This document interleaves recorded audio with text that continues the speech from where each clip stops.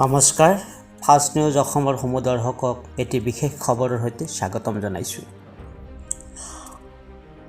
হাজোৰ বৰচলিৰ শিক্ষক আব্দুৰ ৰহিমৰ মৃত্যুত শোকত ম্ৰিয়মান অঞ্চলবাসী।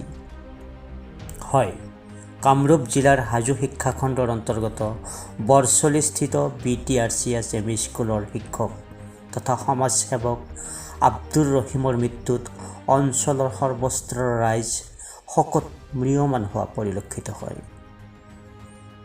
নিয়তিৰ কি পৰিহাস! প্ৰায় 5 বছৰ চাকৰিকাল থকা অৱস্থাতে আজি 55 বছৰ বয়সত তেওঁ ইহু সংসাৰ ত্যাগ কৰে।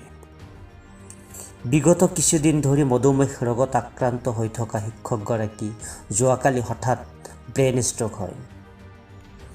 ততাতৈয়াকৈ পৰিয়ালৰ লোকে তেওঁক গুৱাহাটী খানাপাৰাস্থিত ব্যক্তিগত চিকিৎসালয় হেল্থ চিটি হস্পিটেলত ভৰ্তি কৰায় যদিও অৱশেষত নিয়তিৰ ওচৰত হাৰ মানি পৰিয়ালবৰ্গৰ লগতে আত্মীয় স্বজনক কন্দুৱাই শেষ নিশ্বাস ত্যাগ কৰে। হাস্যৰসিক মনোভাৱৰ শিক্ষকগৰাকী সমাজ জীৱনৰ লগত ওতঃপ্ৰোতভাৱে জড়িত থকাৰ উপৰিও আছিল এগৰাকী অসম সাহিত্য সভাৰ আজীৱন সভ্য।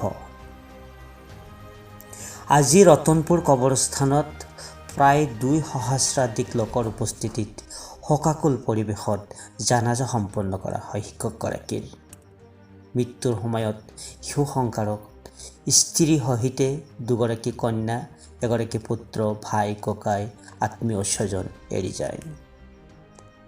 জানাজাত অংশগ্ৰহণ কৰি অঞ্চলৰ ভিন্নজনৰ লগতে আত্মীয় স্বজনে এনেদৰে মন্তব্য আগবঢ়ায়। বৰণ কৰা আমি শনিবাৰে শুনিলোঁ। তেখেত আমাৰ বিদ্যালয়ত অৰ্থাৎ Btrcs Me স্কুলৰ ফাউণ্ডাৰ শিক্ষক আছিল। আমি একেলগে সেই সময়ত 1985 চনত আমি 5জন শিক্ষক এই বিদ্যালয়ত সোমাইছিলোঁ, Btrcsত সোমাইছিলোঁ।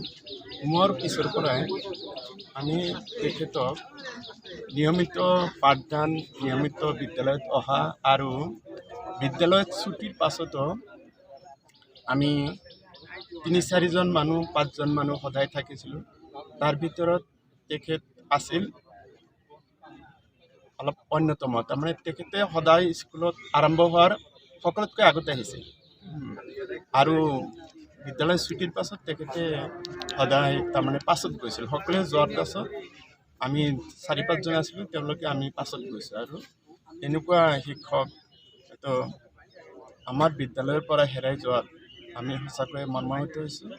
আমি শুনি কিনে আমি হয়তো আমাৰ বহু সময়খিনিত আমি অলপ মাতটো আমাৰ বন্ধ হৈ গৈছিল। আমি কেতিয়াও ভবা নাছিলোঁ যে এনেকুৱাকৈ হঠাৎ তেওঁ মেডিকেললৈ যাব, তাতে এনেকৈ যে মৃত্যুবৰণ কৰিব আমি নাজানো। আচলতে তেখেতৰ মৃত্যুত আমাৰ অঞ্চলত তথা আমাৰ বিদ্যালয়ত অশেষ ক্ষতি হৈছে। গতিকে তেখেতৰ আমি আত্মাৰ সদ্গতিৰ কাৰণে তেখেতৰ জান্নাত নচিব কৰক তাৰ কামনা কৰিছোঁ। এটা কথা ক'ব বিচাৰোঁ, তেখেতে আমাৰ বৰচলি অঞ্চলৰ লগত, শিক্ষা জগতৰ লগত, সমাজ জীৱনৰ লগত জড়িত আছিল। তেখেতে হয়তো কথাৰ দ্বাৰা, কৰ্মৰ দ্বাৰা আপোনালোকক কোনোবাক আঘাত দিব পাৰে। যদি ক্ষমাযোগ্য হয় আপোনালোকে অনুগ্ৰহ কৰি ক্ষমা কৰি দিব, তেখেতৰ মাফিৰত থকা দোৱা কৰি। আৰু যদি তেখেতৰ লগত কিবা পাবলগীয়া আছে অনুগ্ৰহ কৰি জনালে মই সেইখিনি উপলব্ধ হয় যৎপৰোনাস্তি চেষ্টা কৰিম। ঠিক আছে। মই খুবেই মৰ্মাহিত। মই তিনিচুকীয়াত আছিলোঁ, তাৰ পৰা মানে তেখেতৰ ইণ্টেকালৰ কথা শুনি পেলাই তাৰ পৰা মই গোটেই ৰাতি মই আহিছোঁ, আহি পেলাই জানিব চুৰি গ'লোঁ। আচলতে তেখেতে এজন মাষ্টৰ হিচাপে প্ৰকৃত মাষ্টৰ আছিল। আমাৰো শিক্ষক বুলি ক'ব লাগিব এইকাৰণে যে তেখেতে CRC আছিল আমাৰ ক্লাছটোত। গতিকে তেখেতে যিবিলাক কথা, সৰু সৰু কথা আমাক শিকাই থৈ গৈছিল, যিটো অভাৱনীয় আৰু সামাজিকভাৱে এইটো চলন ফুৰণ। তেওঁ কেতিয়াও কাকো মানে বেয়া কথা কোৱা নাছিল, সদায় হাঁহি মুখেৰে ভাল ভাল কথা কৈ আছিল। আৰু যাৰ কাৰণে তেখেতে এই অঞ্চলৰ মানুহে জানে প্ৰাণে ভাল পাইছিল। কিন্তু তেওঁ আজি আমাৰ পৰা বিদায় হোৱাৰ কাৰণে চবেই মৰ্মাহত। আমি তেখেতক মানে বিদায় দি এজন মানে মহান ব্যক্তিক হেৰুৱালোঁ। গতিকে এটা কামনা কৰিছোঁ তেখেতক আল্লাহ যাতে ভাল জেগাত দিয়ে জান্নাত নচিব কৰে। জানাজাৰ নামাজ আব্দুৰ ৰহিম চাহাবৰ জানাজাৰ নামাজত প্ৰায় 2000তকৈ অধিক মানুহ হৈছিল। আমি বৰ মৰ্মাহিত। আমি যেতিয়া এই BTRCS স্কুলখন স্থাপন কৰিছিল, আমি প্ৰথম 7ত এডমিশ্যন লৈছিলোঁ বৰছিলি হাটকলা হাইস্কুলৰ পৰা আহি। আৰু তেখেতে যেনেকুৱা আমাক শিক্ষাদান দিছিল, আজি আমাৰ অন্তৰখন কঁপি উঠিছে। আমি ভবাই নাছিলোঁ যে তেখেতে আমাৰ মাজৰ পৰা বিদায় হ'ব। তেখেতৰ মৃত্যুত আমাৰ গোটেই অঞ্চলবাসী তথা আমি যিসকল ছাত্ৰ ছাত্ৰী তেখেতৰ তাতে অধ্যয়ন কৰিছিলোঁ, আমি বৰ মৰ্মাহিত। সেইকাৰণে আমি আল্লাহৰ ওচৰত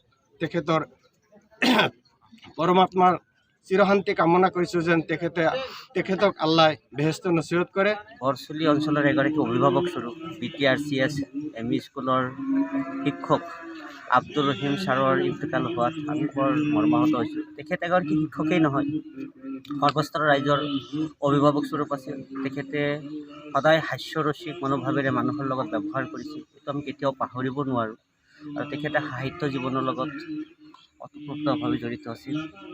আৰু সেই ব্যক্তিগৰাকীক আমি হেৰুৱাই আজি শোকত বৰ মৰ্মাহত হৈছোঁ। ঈশ্বৰে তেখেতক জান্নাত নচিব কৰক, তাৰ বাবে আমি দোৱা কৰিছোঁ। তেখেতে আজি আমাৰ পৰা গুচি যোৱাত আমি মৰ্মাহত হৈছোঁ।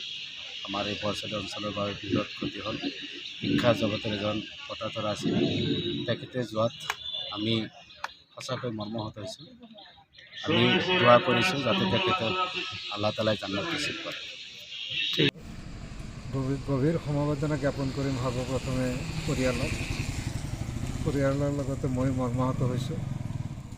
আৰু এজন মোৰ অতি প্ৰিয় ছাত্ৰ, এজন যোগ্য শিক্ষক, মোৰ সহকৰ্মী আছিল। মই তেওঁৰ লগত ভেঞ্চাৰ পিৰিয়ডত একেলগে কাম কৰিছিলোঁ। এজন ভাল যোগ্য মানুহ, মৃদুভাষী, সৰবৰাহী আৰু ভাল সামাজিক কামৰ লগত জড়িত এজন ভাল ব্যক্তি। এনেকুৱা ব্যক্তি অকাল বিয়োগত অঞ্চলত অপূৰণীয় ক্ষতি হৈছে। আৰু নিৰপেক্ষ, আপোচবিহীন আৰু অপ্ৰতিৰোধ্য সত্যৰ সন্ধানত আমাৰ অবিৰত যাত্ৰা। আপোনালোকে চাই আছে ফাষ্ট নিউজ আসাম।